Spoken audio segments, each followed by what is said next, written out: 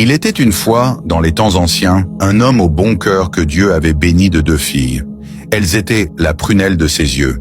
Les filles grandirent, et le destin voulut que chacune épouse un homme, exerçant un métier totalement différent de l'autre. L'aînée épousa un fermier vivant des fruits de la terre, tandis que la cadette épousa un potier fabriquant des ustensiles en argile.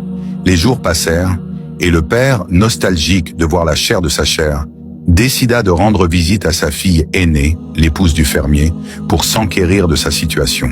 Sa fille l'accueillit chaleureusement. Lorsqu'il l'interrogea sur son état et celui de son mari, elle répondit avec ferveur: « Ô mon père, nous sommes comblés de bienfaits. Mon mari a semé les graines dans la terre et a fait tout son possible. Désormais, nous n'espérons de Dieu qu'une seule chose, que la pluie tombe en abondance pour abreuver la terre et faire germer les cultures.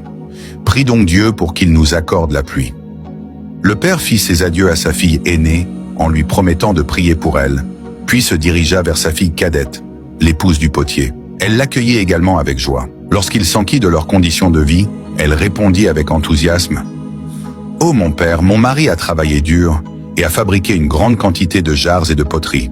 Désormais, nous n'espérons de Dieu qu'une seule chose, que le soleil reste éclatant et brûlant, et que le ciel ne verse pas une goutte de pluie ces jours-ci, afin que l'argile sèche et soit prête à la vente. Prie donc Dieu pour qu'il nous accorde le beau temps. » Le père sortit de chez sa fille cadette en frappant une main contre l'autre, saisi de perplexité et d'étonnement. Il se dit en lui-même: « Gloire à Dieu, l'intérêt et la vie de ma première fille dépendent de la chute de la pluie, tandis que l'intérêt et la vie de ma seconde fille dépendent de l'absence de pluie. Si je prie pour la première, cela nuira à la seconde, et si je prie pour la seconde, cela nuira à la première. » C'est alors que l'homme prit conscience d'une grande sagesse. Les intérêts et les désirs des humains sont souvent contradictoires et opposés.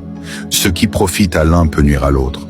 Pourtant, Dieu, gloire à lui, dans son immense sagesse, gère cet univers et pourvoit aux besoins de tous. Il donne à l'un en son temps et à l'autre en son temps, n'oubliant personne dans sa grâce. La morale de l'histoire: la vie ne suit pas un rythme unique qui satisfait tout le monde au même instant, et la divergence des intérêts fait partie de la nature de ce monde.